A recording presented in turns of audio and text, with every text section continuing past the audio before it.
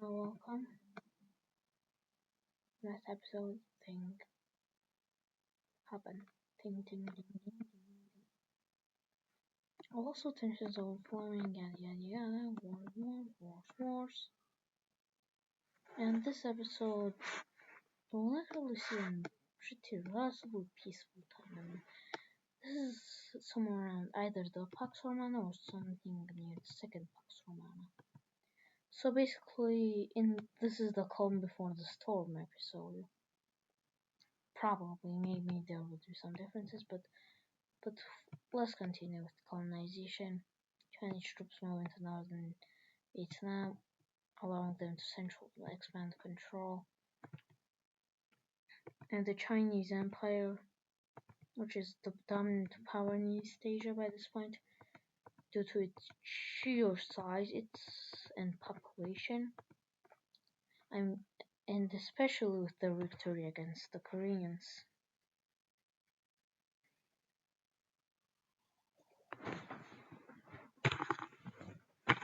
But for now, we're going to see a war in Japan. This would be the Japanese invasion of Tokyo. Japanese troops quickly moved into Tokyo and captured it within a day. As Tokyo was is not really a day, just in a few months or years maybe. The war was relatively stable and was more of an annexation than anything, as Tokyo did rule formed by Japanese separatists. While over in the north, we'll see Mongolian expansion. They would move up into the tribes of Eastern Mongolia and Buryatia and colonize all of this. Currently, their population didn't really expand. It isn't really that much of an expanding population, but they do have a good amount of.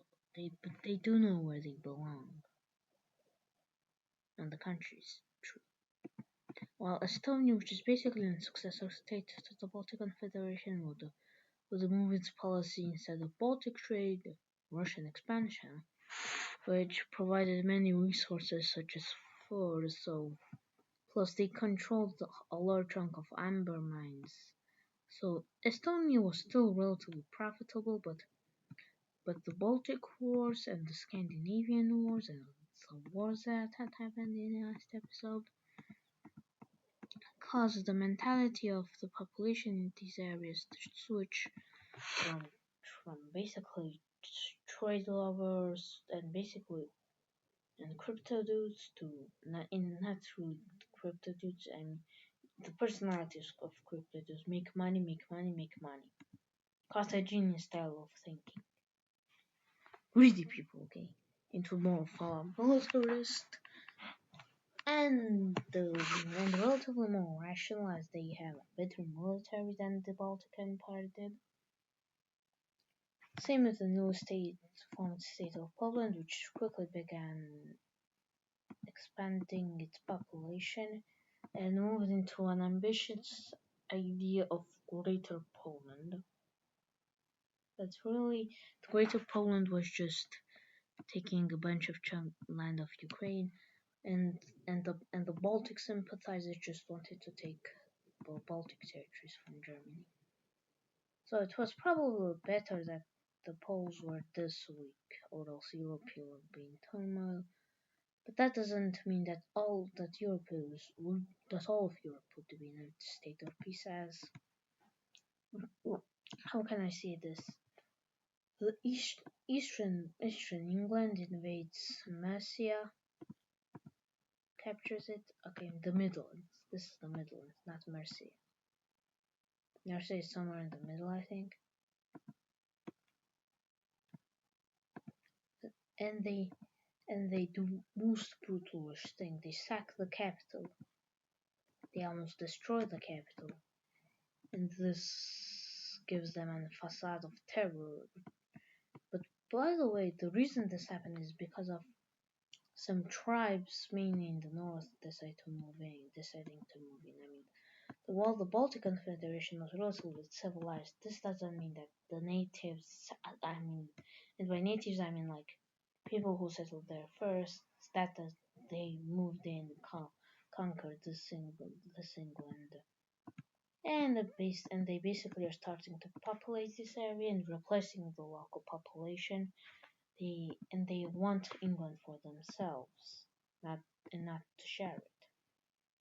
This aggressive kingdom also moves into Mercia, but Mercia is actually able to defend itself, so the Mercian War continues for a way more longer of time. Eventually, Mercia asks the French to help, but while the French king rejects, the French governor in Cornwall accepts. The French king says, "Yeah, no, we're broke. We don't want war." And the French governor says, "Go fuck yourself."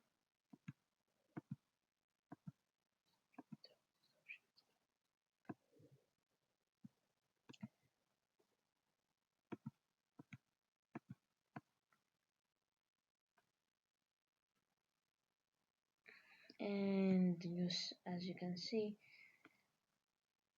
while the invasion relatively at the start works out well, the problem is the Frankish Civil War or the French Civil War. It's less of a civil war, and I like to call it the cold dispute, the dispute of Cornwall, because it really is about autonomy of the minor tribes because they are called tribes.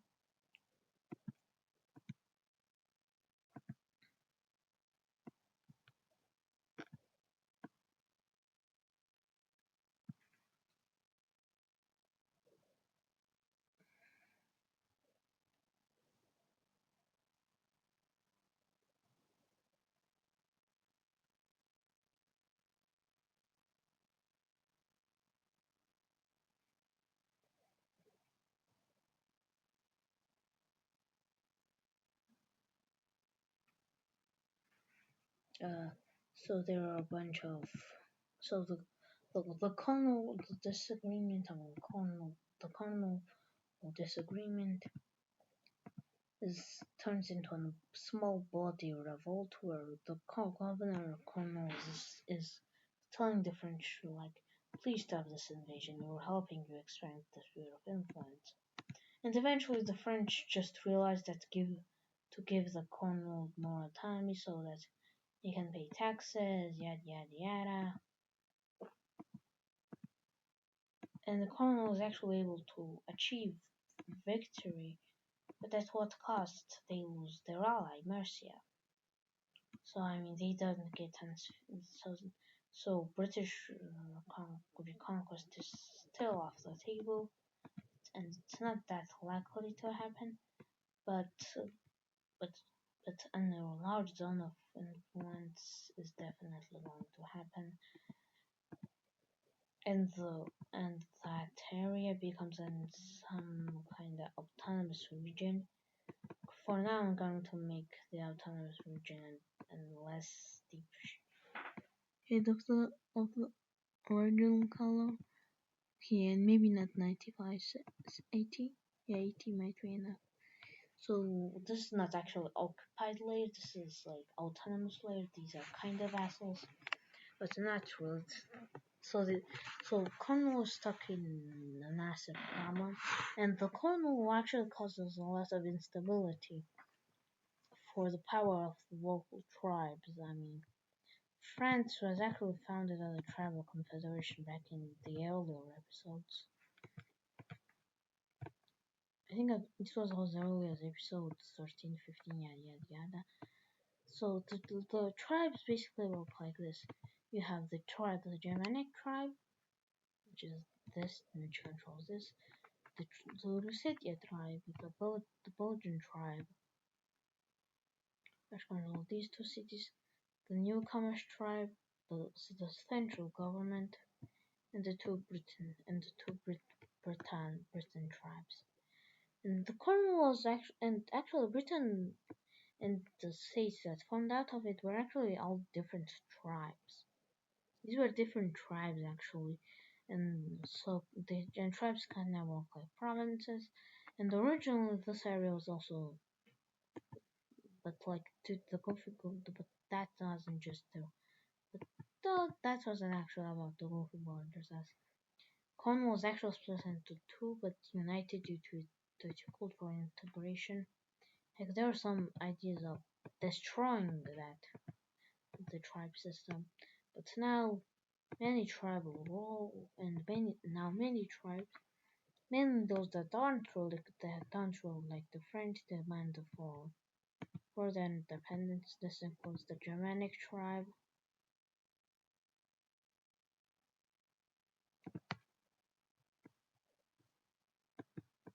I think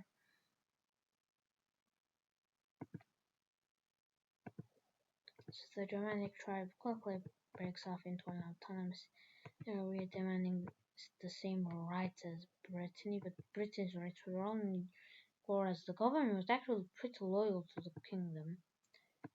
So the governor of Britain says no, as he declares that his rights don't exist now. The Belgicans and the original tribe that formed the Alsatians actually unite into one tribe, and the French are in a really weak position. They are no longer a great power in Europe, and who takes advantage of that? Rome. Now, Rome really lost its point huge.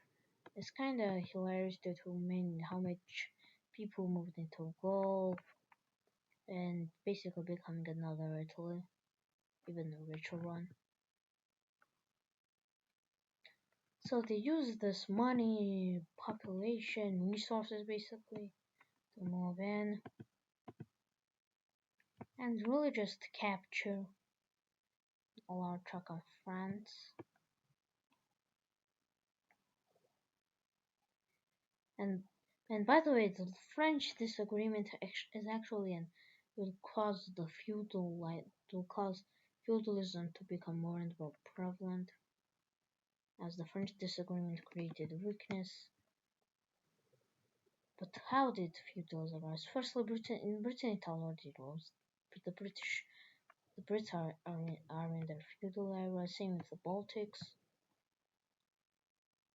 but the Central Europe and Germany are not. And same with France actually, but with the fall of France, the Romans decide to occupy all of their conquered lands, which includes the tribes, and the tribes are united into the Celtic province, Celtica.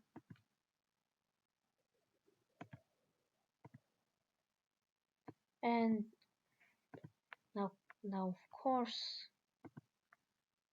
Cornwall actually stays loyal to the rest remnants of the government, mainly on the military. But what doesn't stay loyal to the government are the Germanics. The German, the Germanic tribe, the Germanic tribe, which in reality isn't really that Germanic. The reason it's called that is because they are mainly Germanic ancestry and have a different culture. Decide to break off, become a new state. But it doesn't mean that this new Rum state is really weak. It's actually pretty strong. I mean, almost like 75% of the old French military is still here, and a large chunk of well, all many people moved into this area, which became relatively underpopulated during the Gallic Confederation. But this new Rum state would have to face new problems, and that being the the Belgian revolt. The Belgian revolt gets quickly crushed, and they also want an area to move easily to between Cornwall and Ile-de-France, like central France, Paris area, basically. So They kinda make this area their capital for quick movement, and the French still have many problems. With that, let's end the video. Thank you for watching, and